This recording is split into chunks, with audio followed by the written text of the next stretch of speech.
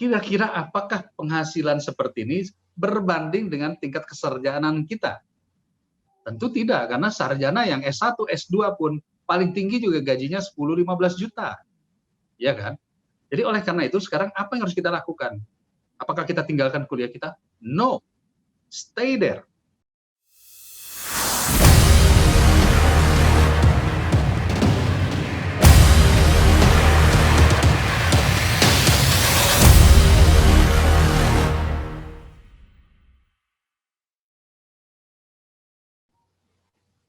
Jelas, Pak. Jelas, gamblang, mudah dimengerti. Alhamdulillah. Saya mengambil contoh yang gampang aja ya. Siapapun kita di sini yang ikut saat ini, ikut webinar ini, ingin sukses, betul nggak? Ya kan? Semuanya kepengen sukses, kepengen menjadi orang yang hebat, berkarya, menghasilkan uang. Kira-kira gitu. Nah, mari kita lihat. Indonesia kurun tahun 1980-an, eranya waktu itu Orde Baru, itu mendorong agar terjadi yang namanya lepas landas. Orang didorong pendidikannya untuk bisa beroperasi nantinya sebagai PNS, birokrasi, administratur. Itu sebabnya prodi-prodi seperti ekonomi, lembaga akuntansi, kemudian sekretaris dan lain-lain itu tumbuh subur. Oke. Lalu kemudian di era tahun 90-an Indonesia mulai membangun infrastruktur. Itu sebabnya banyak anak-anak muda didorong untuk teknologi, masuk ahli teknik mesin, teknik arsitek. Saya termasuk yang masuk teknik mesin dulu ya. Salah, mestinya saya masuk jurusan artis, jadi saya bisa langsung berkembang. Tapi artinya didorong agar anak-anak Indonesia pada saat itu bisa diserap oleh negara.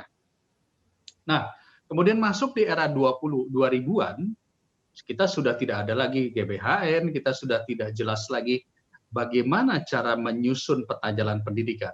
Maka akhirnya kampus-kampus mulai membuat ada prodi hukum, ada prodi arsitek, ada prodi ini, prodi itu, dan sebagainya. Yang kemudian ketika mahasiswa sudah masuk, dia muncul, keluar, dia mau di mana? Dia mau kemana? Jadi artinya apa? Antara Indonesia, rencana Indonesia membuat investasinya menuju kemana, itu nggak sesuai dengan dunia pendidikan. Di China, di India, 10 tahun yang lalu, mereka bikin sejenis Silicon Valley.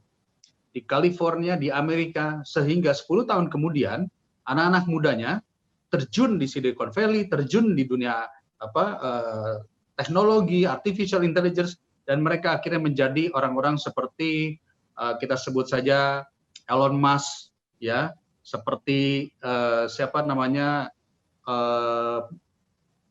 Mark Zuckerberg ya, Facebook ya, bahkan kemudian yang lagi yang tren ini adalah sekarang IT base.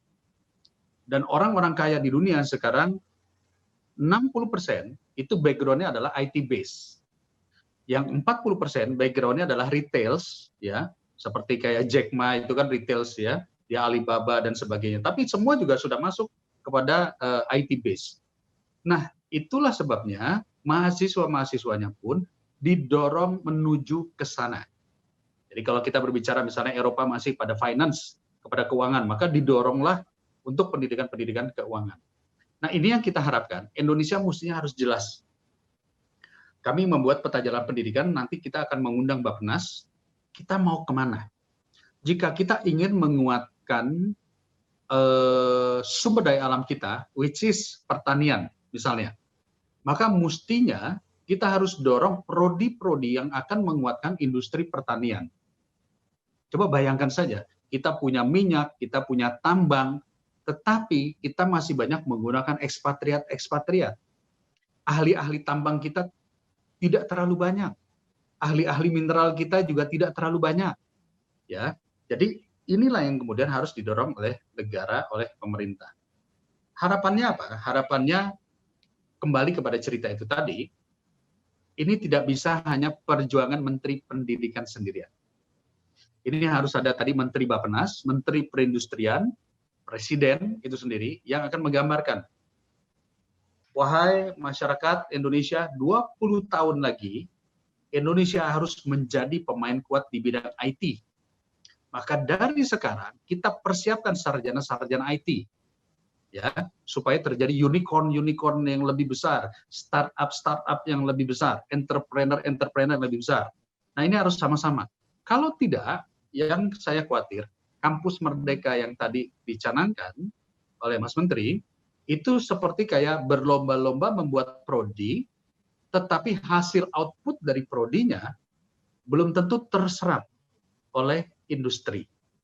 Jadi, teman-teman, ya, saya tidak mengatakan bahwa yang ada saat ini salah, enggak. Tetapi mari kita lihat ke depan di era pandemi atau setelah era pandemi. Kira-kira profesi apa yang akan sangat dibutuhkan? Yang pertama, di bidang kesehatan dan medis pasti akan sangat dibutuhkan. Yang kedua, di bidang online, entrepreneur, bisnis online pasti sangat dibutuhkan. Di bidang IT, karena kita sekarang PJJ, kita nggak ketemu, pasti akan harus ditemukan jenis-jenis seperti Zoom, jenis-jenis teknologi baru, ya kan? Dan kami kan sudah mendorong agar ini bisa dilakukan. Pasti kuota makin lama harus makin murah, karena digunakan oleh banyak orang.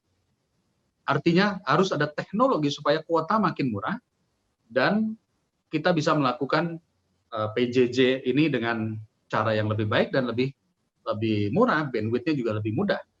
Berarti ini semua menunjukkan masa depan kurun 5-10 tahun ke depan, teknologi, medical, ini sangat dibutuhkan.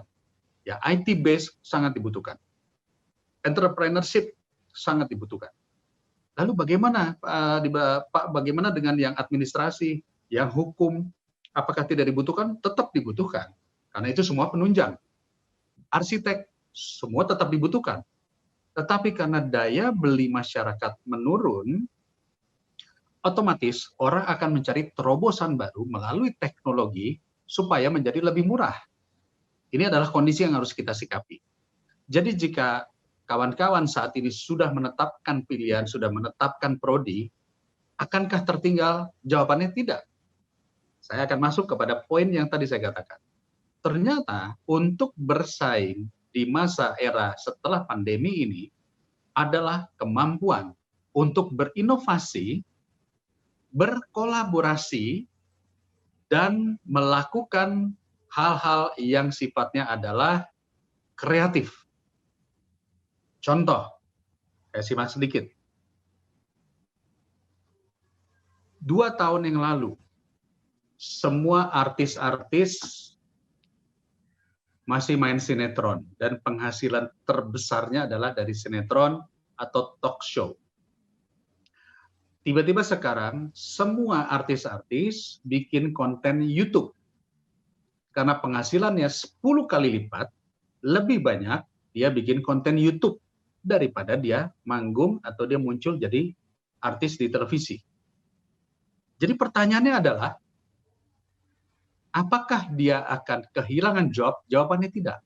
Kalau dia mampu berkolaborasi, dia mampu berkreativitas membuat konten, maka siapapun bisa menjadi seleb di YouTube dan berpenghasilan. Saya ambil satu contoh saja, saya selalu memfollow beberapa orang-orang anak-anak muda. Ada yang kerjanya hanya unboxing sama mereview gadget. Tetapi dengan follower yang sudah jutaan, dia penghasilan per bulannya sudah mencapai 600 juta. Kira-kira apakah penghasilan seperti ini berbanding dengan tingkat kesarjanaan kita? Tentu tidak, karena sarjana yang S1, S2 pun paling tinggi juga gajinya 10-15 juta. Ya kan? Jadi oleh karena itu sekarang apa yang harus kita lakukan? Apakah kita tinggalkan kuliah kita? No. Stay there. Tetapi saya pun sebagai politisi, sebagai orang yang masih ingin selalu berkreativitas, saya pun harus menguasai konten itu. Dengan cara saya. Dengan knowledge saya, dengan kemampuan berkolaborasi, dengan kemampuan kreativitas, saya harus masuk di situ. Untuk masuk di situ berarti saya harus menguasai teknologi tersebut. Nah, inilah catatan-catatan penting yang saya perlu sampaikan. Kelihatannya aneh, tetapi this is what's going on. Inilah yang akan terjadi. Karena saya di Komisi 10 tentunya day to day menerima keluhan-keluhan, masukan-masukan dari para pendidik, para pengajar, rektor, kampus, mahasiswa, yang kurang lebih kita harus memahami, kita perlu support adik-adik kita ini agar bisa masuk ke dalam sektor industri 4.0, kampus merdeka, ya, atau PJJ zaman sekarang ini dengan sedikit beban. Salah satunya tentu Komisi 10 sudah mendorong ada namanya relaksasi UKT, mudah-mudahan kawan-kawan semua sudah ikut merasakan relaksasi UKT, jadi bagi yang tidak mampu, UKT itu dikurangi sampai 50%. Termasuk juga tambahan kuota bagi guru, dosen, murid, mahasiswa, mungkin ada yang 30 giga, ada yang 35 giga. Mudah-mudahan juga kawan-kawan yang saat ini ada di sini juga ikut mendapatkan kuota tersebut karena itu sudah masuk data. Dan itu adalah perjuangan kawan-kawan di Komisi 10 mendesak pemerintah agar memberikan tambahan, agar pendidikan tidak boleh berhenti. Kita harus menguasai teknologi, jangan putus asa, kita harus jalan terus.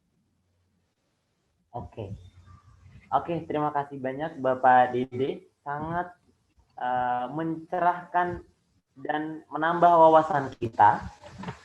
Seperti yang tadi beliau sampaikan, bahwasanya kita sebagai mahasiswa harus melatih lebih dalam lagi critical thinking kita, social skill kita, practical skill kita, harus kita tingkatkan lebih dalam lagi. Karena itu adalah skill-skill yang sangat dibutuhkan di dunia kerja, seperti yang beliau sampaikan tadi. Selain itu, tadi Bapak Dede juga menyampaikan kemampuan untuk berinovasi dan berkolaborasi, yang khususnya setelah pandemi ini, di mana kita harus mengeluarkan segala inovasi dan kolaborasi kita untuk bersaing dengan milenial lainnya dan untuk membangkitkan, memajukan negara kita Indonesia. Baik, Bapak, kita langsung buka sesi Q&A aja, Bapak ya. Boleh. Ini ada beberapa pertanyaan yang masuk, sangat banyak sekali, dan sepertinya teman-teman sangat antusias sekali, dan ini Masya Allah. Langsung saja pertanyaan dari Kakak Rahimatul Inayah. Oke, Kakak Rahimatul Inayah bisa untuk on cam dan menyampaikan pertanyaannya. Halo, Kakak Rahimatul Inayah. Ini pertanyaannya melalui chat atau langsung, Kak? Ini ada untuk pertanyaan kita izinkan kepada si penanya untuk bertanya langsung, Bapak. Kalaupun tidak bisa, langsung saja dibaca. Iya, boleh. Oke, yang lainnya ada Kakak Alia Alvita. Kakak Alia Alvita, bisa langsung disampaikan pertanyaannya? Dan operator bisa untuk on cam dan unmute. Oke, langsung saja saya sampaikan ya Bapak. Ya. Disuruh memilih prodi lebih baik bisnis digital atau hospitality atau wisata, menurut Bapak? Diulangi. Boleh diulangi? Oke. Kalau disuruh memilih prodi lebih baik bisnis digital atau hospitality dan pariwisata? Dari Kak Alia Alkitab. Ya, oke. Ini menarik sekali ya.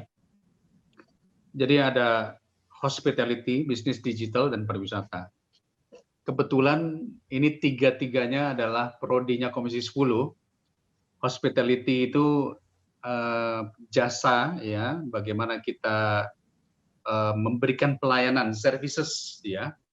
Bisnis digital itu bagian daripada ekonomi kreatif dan pariwisata, ini juga pariwisata. Kebetulan semuanya ada di dalam Kemenparekraf. Pertanyaannya adalah, ini semua terkait. Kalau kita berbicara pariwisata di era pandemi, berarti di era pandemi setelah ini, ya, apa sih yang akan dilakukan di dalam sektor pariwisata? Tidak mudah sekarang menjual pariwisata pada saat orang tidak boleh datang dan tidak boleh bertemu. Maka jawabannya, mau tidak mau Indonesia harus merubah gaya pariwisatanya, bukan lagi pariwisata yang model kayak didatangi banyak orang, rame, jreng. Enggak. Tapi harus tematik. Yang saat ini sedang dikeluarkan kebijakan namanya misalnya wellness. Wellness itu apa? Jadi orang datang misalnya ke Bali, dia datang ke sebuah di villa, yang villanya tuh harus protokol kesehatannya ada, social distancingnya ada, dia di sana untuk berlatih yoga, untuk isolasi mandiri, dia benar-benar tidak ketemu orang, kemudian dia bisa training, bisa olahraga dengan sehat. Jadi yang dijual jadinya apa? Yang dijual adalah udara dan alam. Nah, untuk itu semua dibutuhkan hospitality. Apa itu hospitality-nya? Berarti pelayanannya, servicesnya, wall of smile, jadi bukan yang rebutan, bukan yang antre, dan sebagainya. Ya kan? Dan juga bisnis digital. Kenapa?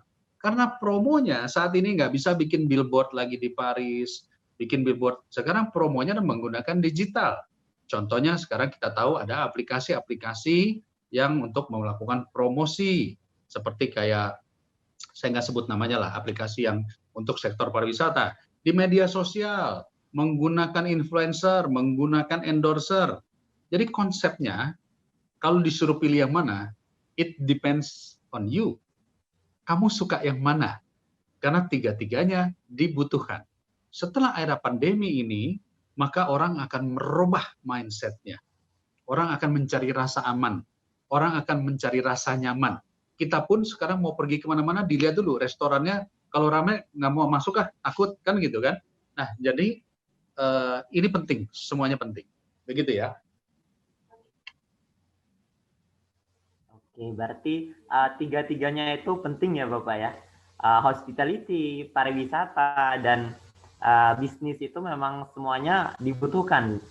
Ya, tapi kalau disuruh pilih satu, jika disuruh pilih satu, kalau saya, karena background saya hospitality, karena saya menjual jasa, jadi artinya saya menjual jasa saya, ternyata penghasilan terbesar saat ini adalah bisnis digital. Penghasilan ya, kalau dari sisi penghasilan. Jadi kembali kepada kamu ingin mendapatkan penghasilan sebesar-besarnya, atau ingin mendapatkan recognition, mendapatkan nama. Kalau ingin mendapatkan nama, hospitality. Karena jasa itu berarti kita memberikan pelayanan. Itu kita punya nama baik. Tapi kalau pengen uang, cepat, itu bisnis digital. Bisnis online, bisnis digital, networking. Begitu, Pak Nopal, silakan. Ya. Jadi teman-teman jika ingin mendapatkan recognition, maka siapa ini Kak Alia bisa memilih untuk mengambil hospitality. Tapi jika yang diutamakan, yang diprioritaskan adalah pendapatan, maka pilihlah bisnis. Seperti itu ya, Kak Alia. Oke, selanjutnya ada pertanyaan lagi nih Bapak. Dari Kak Denisa Gratia. Izin Pak, apakah ke depannya masalah gelar seperti perbedaan S1 dan diploma masih menjadi senjang di dunia kerja? Dan menurut Bapak, bagaimana pendapat Bapak mengenai suatu gelar, Pak? Baik. Ya, saya harus hati-hati dalam menjawab ini. Ya, karena waktu itu Mas Menteri pernah dalam sebuah pertemuan dia mengatakan gelar itu nggak penting gitu ya, sehingga akhirnya dia banyak dibully. Saya saat ini telah mengalami berbagai proses, saya sudah mengalami sukses, jatuh, bangun, sukses, dan seterusnya. Artinya saya bisa survive, bertahan selama puluhan tahun, dan sampai saat ini saya masih mengambil gelar S3. Untuk apa sih? Apa Pak Dede mau jadi dosen? Ini itu pertanyaannya. Saya S1 sudah, S2 sudah, sekarang saya lagi, insya Allah sidangnya di akhir tahun untuk doktoral. Pertanyaannya, perlu nggak sih orang yang sudah katakanlah mapan seperti saya ngambil lagi? Jawabannya sederhana. Ketika kita berada dalam sebuah lingkungan, yang mana lingkungan kita adalah orang-orang intelektual, mau tidak mau, kita harus menjadi bagian daripada intelektual. Kecuali kamu tidak akan bekerja di sektor intelektual. Maka gelar apapun, mau itu D3, D4, S1, yang penting kamu bisa kerja. Ya. Setelah bekerja, maka eksplorasi diri akan dimulai setelah bekerja. Tapi ketika kita berada dalam sebuah lingkungan intelektual, saya harus bertemu dengan profesor, saya harus menceramahi rektor. Masa gelar saya hanya S1? Tentu saya harus memperdalam apa sih yang ada di dalam pikiran mereka, di para dokter, di para akademisi, apa sih gitu yang ada di kalangan pertahanan, di kalangan pemerintahan. Nah, otomatis saya harus belajar setinggi-tingginya. Nah, mudah-mudahan jawaban ini bisa menjawab pertanyaan yang tadi. Penting nggak? Jawabannya penting. Tetapi kamu harus tetapkan lebih dahulu kerja kamu di mana. Kalau kerja kamu adalah di dagang, berarti kamu harus menjadi profesional, pedagang profesional. Kalau kamu ingin bekerjanya menjadi ASN, maka gelar menjadi penting karena berpengaruh kepada gaji. Karena gaji disesuaikan dengan standar, namanya standar pendidikan. Kalau kamu ingin menjadi seorang yang terjun di dalam dunia intelektual, perdebatan, diskusi, dan sebagainya, mau tidak mau kamu harus penting mengejar pendidikan tersebut. Jadi sekali lagi, saya tetap mengatakan penting, tapi it depends on your work. Seorang seniman, karya sastra, karya lukis, dia hanya dengan merenungkan pikiran lalu dia nyoret-nyoret saja, dia sudah menjadi seorang yang ternama. Seorang, kita sebut saja YouTuber yang kerjanya hanya sekedar main game Mobile Legend, terus ditonton oleh jutaan orang, penghasilannya ratusan juta, apakah perlu dia kuliah menyelesaikan studinya? Saya tidak melihat ada korelasi antara kuliah. Tapi ketika dia punya pikiran, saya ingin mengembangkan game sendiri Pak Dede. Oh berarti Anda harus kuliah, harus mengejar teknologi tersebut.